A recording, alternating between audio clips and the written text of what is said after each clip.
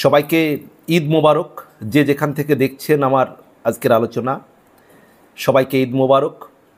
আজকে যেহেতু ঈদের দিন, আমার ভিডিওটা আগামী কাল পোস্ট হবে, অর্থাৎ ঈদের পরের দিন। আজকে ঈদের দিন আমি ভিডিওটি শ্যুট করছি। জাতি, ধর্ম, বর্ণ নির্বিশেষে প্রত্যেকের মধ্যে সম্প্রীতির, সৌভ্রাতৃত্বের বন্ধন গড়ে উঠুক, এই কামনা করি। সবাইকে ঈদ মোবারক। আমার আজকের আলোচনার বিষয় শেখ হাসিনাহীন বিহীন বাংলাদেশে ঈদ কেমন কাটছে। শেখ হাসিনাহীন বাংলাদেশ, আমি অনেক দিন আগেই বলেছি, শেখ হাসিনাহীন বাংলাদেশ অভিভাবকহীন বাংলাদেশ। এটার সঙ্গে অনেকেই একমত হয়তো হবেন না। যারা চান যে শেখ হাসিনার ক্ষমতা তার হাতে যেন না আসুক, যারা শেখ হাসিনাকে তাড়াতে চেয়েছিলেন, ক্ষমতা থেকে সরাতে চেয়েছিলেন, শেখ হাসিনার পতন চেয়েছিলেন, তাদের জন্য বাংলাদেশের এই ঈদ হয়তো খুশির ঈদ। বিশেষ করে যারা শেখ হাসিনা বিরোধী, তাদের জন্য এবারের ঈদ হয়তো খুশির ঈদ। কিন্তু বাংলাদেশের প্রায় 40% আওয়ামী লীগ কর্মী সমর্থক এবং বেশ কিছু সাধারণ মানুষ যারা গার্মেন্টসে চাকরি করেন, যারা ট্রলি চালান, রিক্সা চালান, সেই সমস্ত সাধারণ মানুষ যাদের এই মুহূর্তে তেমন রোজগার নেই, বাংলাদেশে এই মুহূর্তে তেমন কোনো আইন শৃঙ্খলা সঠিক নেই, নিরাপত্তা ব্যবস্থা সঠিক নেই, সেই মানুষগুলো কেমন আছেন, কেমন কাটছে আপনাদের ঈদ? যে শেখ হাসিনার আন্তরিক প্রচেষ্টায়, রাত দিনের পরিশ্রমে অনেক সফলতার জায়গায় বাংলাদেশ এগিয়ে গিয়েছে। বাংলাদেশের পদ্মা সেতু একবার ভেবে দেখুন তো, যারা এই ঈদের সময় বাড়ি ফিরতেন, ফেরার জন্য লঞ্চে ঝুলে ঝুলে আপনাদেরকে যেতে হতো, অ্যাক্সিডেন্ট হতো, কত কষ্ট করে ফিরতে হতো, কিন্তু আজ এই পদ্মা সেতুর ফলে কত সহজেই আপনারা বাড়ি ফিরতে পারেন। একবার ভেবে দেখুন তো মেট্রো রেলের কথা। আজকে শেখ হাসিনার অবদান বাংলাদেশের জন্য যা, সেটাকে কোনো মানুষ অস্বীকার করতে পারেন? শেখ হাসিনার যারা বিরোধী তারাও কি অস্বীকার করতে পারেন? কিন্তু কিছু মানুষ যারা শেখ হাসিনাকে দুচক্ষে সহ্য করতে পারেন না, তাদের জন্য বাংলাদেশের সাধারণ মানুষের ভালো থাকা, বাংলাদেশের উন্নয়ন বড় ফ্যাক্টর নয়। তাদের জন্য বড় ফ্যাক্টর তাদের ক্ষমতা।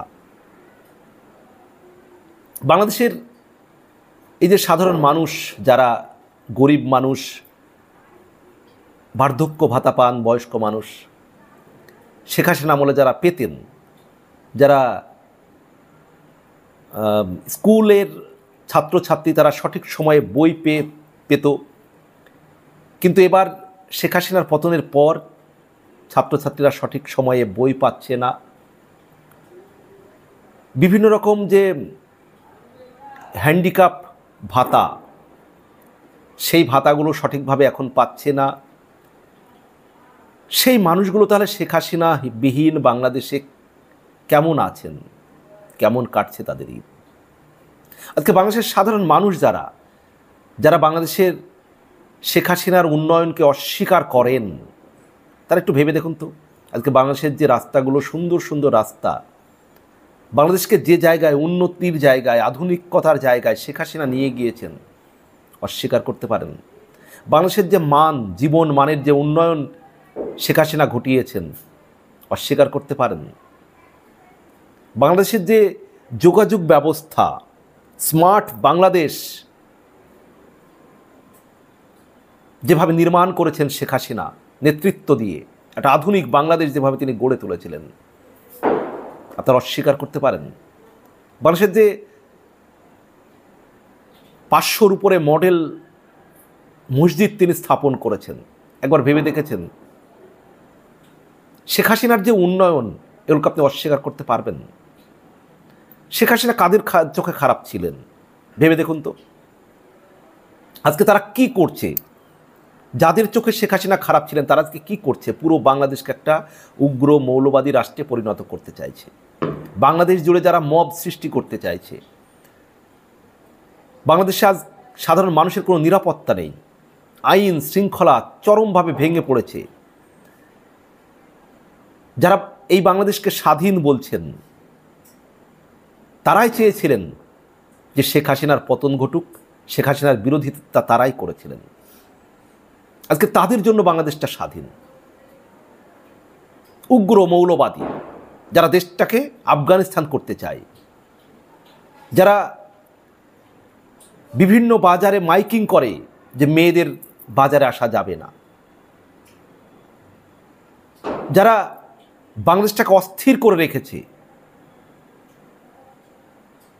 আজকে আধুনিক বিশ্ব থেকে বাংলাদেশকে যারা উল্টো পথে নিয়ে যেতে চায়, যারা 1971 সালে স্বাধীনতা চায়নি, যারা রাজাকারের আদর্শ লালন করে পালন করে হৃদয়ে, তাদের জন্য এখন বাংলাদেশটা স্বাধীন। কিন্তু যারা মুক্তিযুদ্ধের চেতনায় বিশ্বাসী, যারা 1971-এর স্বাধীনতায় বিশ্বাসী, সাধারণ মানুষ, আওয়ামী লীগ নেতা কর্মী, আমি জানি তারা ভালো নেই। তাদের এই ঈদ খুশির ঈদ হয়ে উঠতে পারবে না। তাদের হৃদয়ে অনেক কষ্ট রয়েছে। কিন্তু তারপরেও আমি আর একটা দিক থেকে ভেবে দেখি যে মহান সৃষ্টিকর্তা, মহান আল্লাহ হয়তো তিনি বোঝাতে চেয়েছেন বাংলাদেশের মানুষকে যে তোমরা শেখ হাসিনার যে কষ্ট, তার যে কঠোরতা, সেগুলোই দেখো। কিন্তু কেন, কাদের জন্য এই কঠোরতা, কাদের জন্য এই উন্নয়ন? এই উন্নয়ন করতে গিয়ে যে অনেক শক্ত সিদ্ধান্ত তাকে নিতে হয়েছে, কাদের জন্য? তোমরা শেখ হাসিনাকে অপছন্দ করো, শেখ হাসিনার বিরোধিতা করো যারা, ঠিক আছে, যারা 1971-এর স্বাধীনতায় বিশ্বাসী নয়, তারা তো শেখ হাসিনার বিরোধিতা করবেই। কিন্তু যে সাধারণ মানুষগুলো শেখ হাসিনাকে ভুল বুঝতো, আল্লাহ হয়তো তাদেরকে বোঝার জন্য হয়তো শেখ হাসিনার এই পতনটা ঘটিয়েছেন, যে তোমরা বোঝো যে শেখ হাসিনা না থাকলে বাংলাদেশটা কোন জায়গায় যাবে, বাংলাদেশের কি পরিস্থিতি হবে সাধারণ মানুষের। বাংলাদেশ যে একটা বিভিন্ন ধর্মের মানুষ একসঙ্গে বসবাস করছে, আজকে শেখ হাসিনা যাদের বিরুদ্ধে স্ট্রং অ্যাকশান নিয়েছেন, মানে নিয়েছিলেন আর কি ক্ষমতা থাকাকালীন, তোমরা যারা ভুল বুঝেছিলে সাধারণ মানুষ, একটু বুঝে দেখো তো যে সেই সব মানুষের বিরুদ্ধে সত্যিই অ্যাকশান নেওয়াটা শেখ হাসিনার প্রয়োজন ছিল কি না। সেই সমস্ত কিছু বোঝার জন্য, মহান আল্লাহ হয়তো উপলব্ধি করানোর জন্য, সাধারণ মানুষকে একটা বুঝতে দেওয়ার জন্য শেখ হাসিনার অনুপস্থিতি আপনাদের জন্য কতটা, বাংলাদেশের মানুষ তোমাদের জন্য কতটা, হয়তো আল্লাহ সেটা দেখাতে চেয়েছিলেন। তোমরা বোঝো শেখ হাসিনা তোমাদের জন্য মঙ্গলদায়ক নাকি অমঙ্গলদায়ক, আর শেখ হাসিনা না থাকাটা কাদের জন্য মঙ্গলদায়ক, আর শেখ হাসিনা থাকাটা বাংলাদেশের ক্ষমতায় কাদের জন্য অমঙ্গলদায়ক ছিল। সেই মানুষগুলো বাংলাদেশে তাদের হাতে পাওয়ার গেলে কি করবে তারা, এটা হয়তো মহান আল্লাহ বোঝাতে চেয়েছিলেন বাংলাদেশের মানুষকে। যার জন্যই হয়তো শেখ হাসিনার এই পতন ঘটিয়েছেন, মানুষকে উপলব্ধি করতে দেওয়ার জন্য। তোমরা বোঝো শেখ হাসিনাকে যারা গালমন্দ করতে, শেখ হাসিনাকে যারা ভুল বুঝেছিলে, শেখ হাসিনাকে যারা স্বৈরাচারী বলতে, যারা ফ্যাসিস্ট বলতে, এখন বুঝতে পারছো তোমরা হয়তো মহান আল্লাহ মানুষকে সেই উপলব্ধি করানোর জন্য, একটা বাস্তব পরিস্থিতি দেখার জন্য এটা হয়তো তিনি ঘটিয়েছেন, ঘটতে দিয়েছেন, যে তোমরা বোঝো। তাহলে আজকে আপনারা বুঝতে পারছেন বলুন তো বাংলাদেশের মানুষ? আমি অনেক আগে বলেছিলাম শেখ হাসিনা পতনের পর যে শেখ হাসিনাবিহীন বাংলাদেশ অভিভাবকহীন বাংলাদেশ। একটা বাড়িতে যেমন অভিভাবক না থাকলে যার যা খুশি তাই করে, আজকে বাংলাদেশে তাই চলছে। কেউ বলছে বাংলাদেশের সেনাবাহিনীর ক্যান্টনমেন্ট উড়িয়ে দেব, একদল গিয়ে মানে সে প্যারিস থেকে নির্দেশ দিচ্ছে বঙ্গবন্ধুর বাড়ি, যিনি স্বাধীনতার প্রাণ পুরুষ বাংলাদেশের বঙ্গবন্ধু মুজিবুর রহমান, তার বাড়ি গিয়ে ভেঙে ফেলছে। সারা বাংলাদেশ জুড়ে মবের রাজত্ব চলছে, আইন নেই, শৃঙ্খলা নেই, নারীদের নিরাপত্তা নেই, সাধারণ মানুষের কোনো নিরাপত্তা নেই এই বাংলাদেশ। তারপরেও বলবো, সবাই ভালো থাকুন, সুস্থ থাকুন। আমরা জানি আমি যে আপনাদের যারা ৭১-এর মুক্তিযুদ্ধের চেতনায় বিশ্বাসী, ৭১-এর স্বাধীনতার চেতনায় বিশ্বাসী, তাদের জন্য ঈদ ভালো কাটছে না। আওয়ামী লীগ কর্মী সমর্থক নেতাদের ভালো কাটছে না, সাধারণ মানুষের ঈদ ভালো কাটছে না। বাংলাদেশের মানুষ এই মুহূর্তে একটা আনন্দহীন পরিস্থিতি আছে। আনন্দ কাদের? ওই যে বললাম, যারা ১৯৭১-এর স্বাধীনতার বিরোধী, যারা এই ছাত্র নামের যারা এখন রাজনৈতিক দল করেছে, যাদের এই মুহূর্তে যাদের দল এখন ক্ষমতায়, তারা ভালো আছে। বাংলাদেশের সাধারণ মানুষ ভালো নেই। আপনারাই বলুন, আপনারা কেমন আছেন বাংলাদেশের মানুষ? শেখ হাসিনাহীন বাংলাদেশ, আমি তো বলবো অভিভাবকহীন বাংলাদেশ। শেখ হাসিনাহীন ঈদ, এই ঈদেই আপনারা বুঝতে পারছেন, উপলব্ধি করতে পারছেন এই গত ৭ মাসে যে শেখ হাসিনা আপনাদের জন্য কী ছিলেন। জানাবেন কমেন্ট করে যে সত্যিই আপনারা কেমন আছেন শেখ হাসিনাবিহীন। ভালো থাকবেন, সুস্থ থাকবেন।